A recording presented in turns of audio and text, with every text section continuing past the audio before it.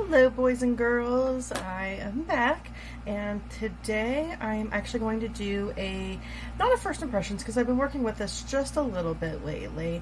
I've had it for about a week, but I'm going to talk about the Maybelline New York Dream Urban Cover. It's supposed to be a dupe for the It Cosmetics CC Cream. Now, I've only tried the It Cosmetics CC Cream once, so I can't say too much about the actual dupability of it, but I can tell you that this is broad spectrum, SPF 15. It says it's a full coverage protective makeup, antioxidant enriched and pollution protected. I have this in the 120 Classic Ivory. Like I said, I had this for about a week. I just came back from vacation. You could probably see I have lots and lots of sunspots from before, but they've just added all my little freckles. Hopefully those will fade because yes, I did use tons and tons and tons of sunscreen, but apparently when you're as Irish and English and Swedish as I am, yeah, no amount of sunscreen is going to cover that. So we're going to try this out. Now, I can tell you the first couple times I used it when I came back, the first impression was I was very glad that I ordered this color, even though this color is nowhere near where my normal color would be. It's much darker, definitely not my everyday shade. But since I've been in the sun, this actually works perfectly for my coloring now. I will have to reorder one in a lighter shade to figure that out later. But when I first got it, I tried it. I just got back from vacation, put it on, used one of my normal primers. I don't know which one it was, but it was a hot mess. Now, my skin was a little peely. It was just all kind of messed up because I'd just been burnt a little bit, so it didn't work. I tried it again with no primer. Worked a little bit better. It was still kind of a mess on my nose. It looked like it was just slipping and sliding everywhere. Didn't like it. I was just, about kind of ready to give up on it, and then I thought, no, we'll try it again. And at that moment, I got my new BoxyCharm that had this No Poreblem Prime Essence Primer. Now, I've never used this. It's by Touch and Soul. Never even heard of the company, but I tried it and it did amazing things for this foundation here. So I'm going to show you a little bit of this here. It's very, I'll put it here so I can put it on my face because I haven't not primed yet. I've done all of my face care stuff, but I haven't primed yet. But this is very, very liquidy. I mean, it's more like a regular facial care serum. I would not have pegged this as a primer, but just put it on a little bit, and when they say it helps with the pores, it really helps with the pores. My camera is not good enough to actually get in too close to show. I mean, I can get in close, but it's just not going to show you. I've got not horrible pores, but I have a decent amount of pores in my T-zone area here. And this really does work. And now I can't tell you how it works with any other foundation because I haven't tried it yet on any other foundation. Just on this one. But you can bet I will be trying it on all the others. And now a lot of other primers, they just kind of plug your pores. And that makes it smooth, which, depending on what kind of skin you've got, that's not a big deal. I don't break out a lot besides this massive one that I have right here right now. I really don't break out a lot, so that doesn't bother me so much. But this actually has some ingredient in it that tightens your pores. So I would think it's a little healthier for you, especially if you are more prone to acne. So we've got that primed. Normally I'd wait a little bit longer, but we'll just go ahead and start now. Now to the Urban Dream. It does not have a pump. Kind of annoying. I do like, pumps or droppers, something like that. but this has a squeezy tube, so at least it's hygienic. Put some here. I haven't worked with this enough to tell you how much I really should be using every time, but you know, I've got a decent amount of, a couple squirts there. And we'll just dot some around my face. Now, I had tried this to apply it several different ways before. And yes, I'm just going to do that to wipe it off here. Actually, I think I need a little bit more. I tried it originally with a beauty blender. And again, that was when I just got back from vacation and everything was kind of a hot mess, but it didn't look good at all. Next time I tried it was with my fingers, and that worked a little better, but still not great. And then the other day, actually, I have one, I do have one makeup brush, foundation brush that I do like, but I went ahead and I just picked up another one. This is just a very, very generic, I think I bought this at Kroger for $4.99. But this worked so well too when I tried it. So, let's see. It still actually might be a little light for my summery skin tone, but we'll go with it for right now. It definitely works. It works better. I think with the weird shades that I am right now, between the polka dot of freckles and I'm pale in other places where I was covered up more, and then I've got other places where I was sunburnt, so I just kind of have to find something in the middle and go with it. So that goes on really, really smoothly. Sorry, I got a little too close there looking at my mirror. It really leaves very little texture. I do have quite a bit of texture throughout here, a little bit through my nose. Yeah, I've got some, the regular fine lines that any person who is 43 is going to have, and under here. Luckily, when you're a little chunkier, you have a little fewer wrinkles, so it helps out too.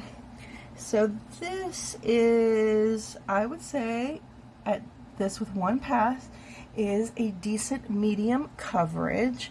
It has really smoothed out the color of my skin, so you do. I don't normally have a lot of red peeking through, so I don't have that to kind of deal with, but I do still have some of my heavier sunspot areas that are peeking through. So I'm going to try to build that up just a little bit more. I like a medium coverage, how it looks, but I also love a full coverage that will cover everything up. So if I can get something that feels like medium coverage, but covers like a full coverage, I would be incredibly happy. So we'll just kind of stamp that out a little bit.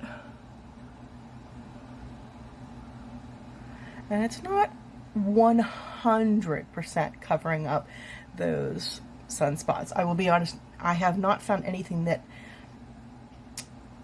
completely covers it up. Or if it covers it up, it'll cover it up until I try to do anything on top of it. And I have been cursed with my sunspots are right in that line where you want to put some highlighter on, you want to put some blush on, at any time, even when you set it really well with any kind of good powder, it still is going to peek through when I do that. So, I'm just never going to, or at least so far, I've never found anything that's completely covered it up. But with this combination that I found with this primer, this brush, just, now that my skin is settled up a little bit from vacation, it's very, very smooth.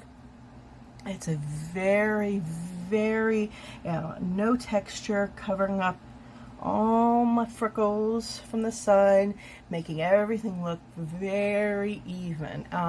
It's not completely matte. It's not really dewy. It's just kind of maybe a satiny finish. I'm really bad at describing things like this, but that's where we get with that. So that's where we ended up here. Something else I noticed, I should have been a little more prepared with this, is that especially with how icky my face was after vacation, you know, this may set down a little well, but I'm still just, it's not feeling right. So I went out and I tried my regular loose setting powder, and that just kind of gunked it all up. Even though it works well with other things. And again, that just goes to show you that you have to play around with your foundation. It rarely comes out of the bottle and is absolutely perfect with everything you try it on first. So you try different setting powders, try different ways to apply it, try different primers, you know, try everything. Mix it up, see what you can find out. But I went out and I bought some of this Maybelline Fit Me powder. I got this in Classic Ivory, which matches my Dream Urban cover. I would have loved to have tried like the Charlotte Tilbury or something like that everybody's talking about, but yeah, I cannot afford that. I am definitely poor and working on the El Cheapo here. So this was $6 at, I think I got this at Dollar General. So yeah, I have been using this to set it. I have not used a pressed powder to set anything or just to do anything in years.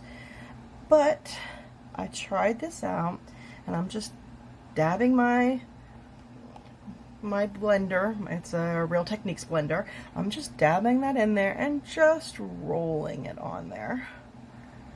Just gently rolling it on there so it's not moving the foundation at all. It's just setting in it. And I'm not getting, when I do this, I'm barely getting anything on there, just enough to set it down and look nice. And yes, this will make it look a little more matte, which I'm totally okay with. I'm old. I don't get the whole make me look so dewy that I look like I have been in the gym for 4 hours, because let's face it, I'm never going to be in the gym for 4 hours, so why make it look like I've been doing that? I want to make it look like I've just gotten up from a nap and look beautiful.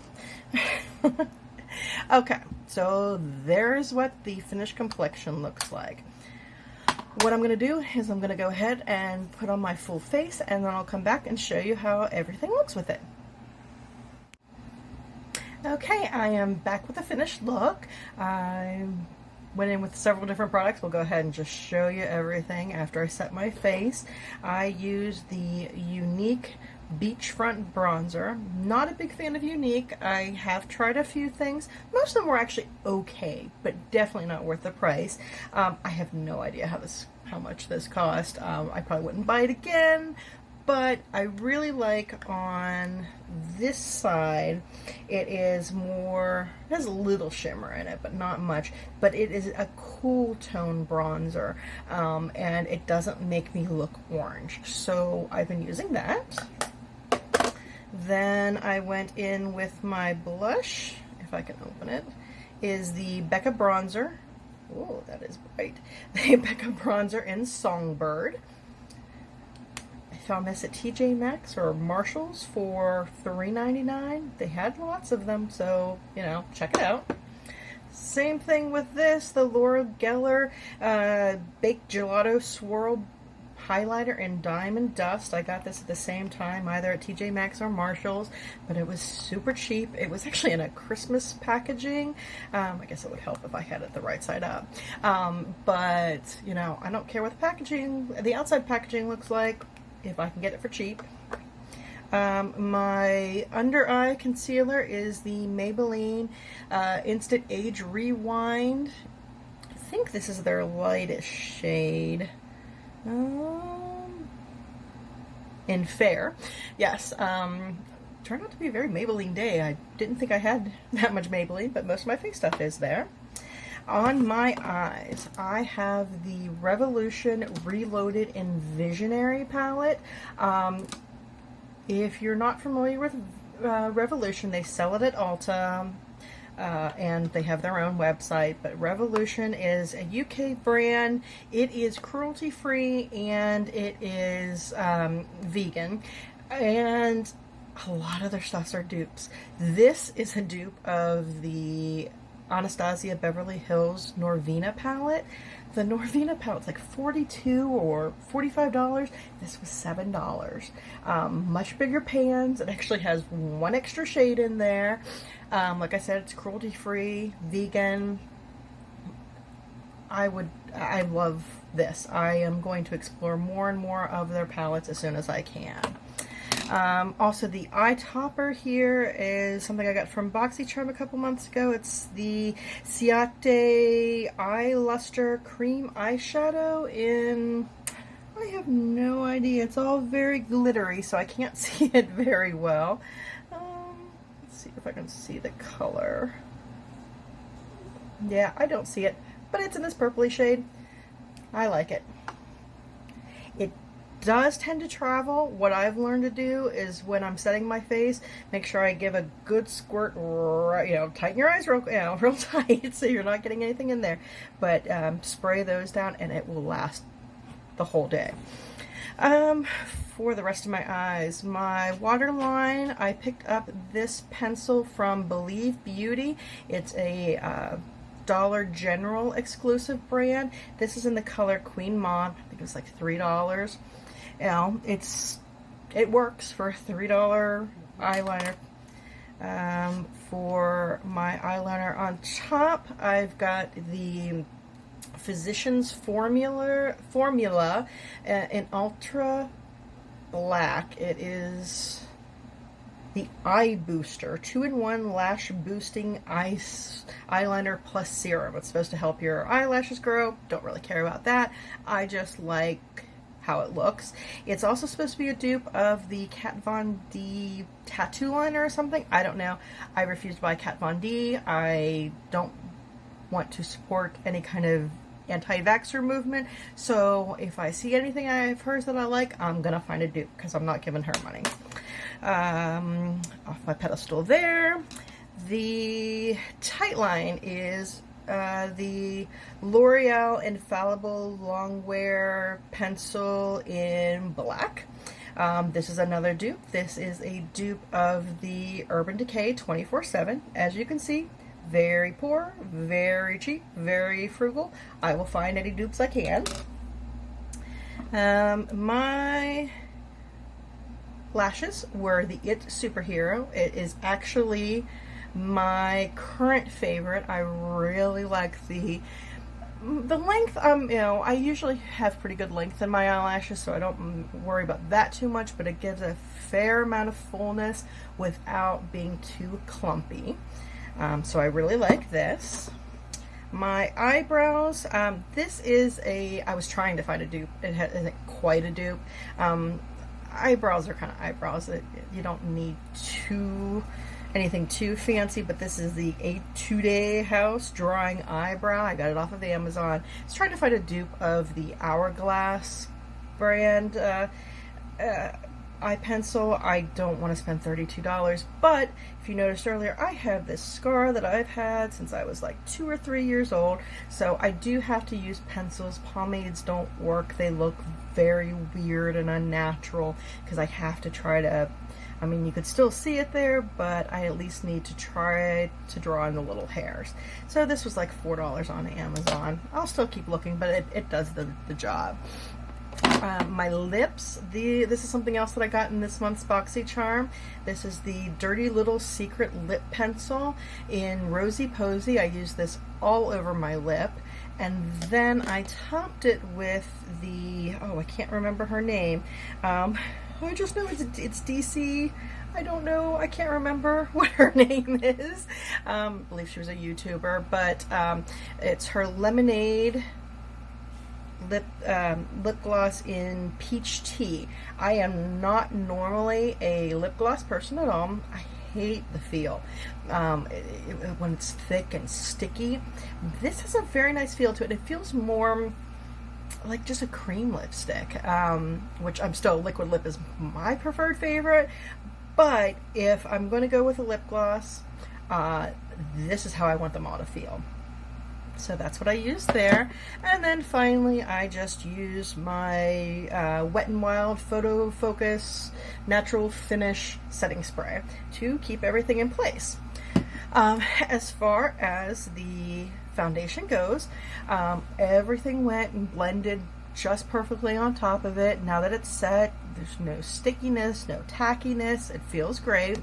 I can tell you, as far as wear goes, when I set it all like this with the powder and the setting spray, I wore it out the other day in a very long day for me. My days are usually very short, but I had errands to run, took the nephew to the zoo, so we walked all around the zoo, and then I had a party to go to afterwards at a bar. So I was going from 6 a.m. until 11 p.m.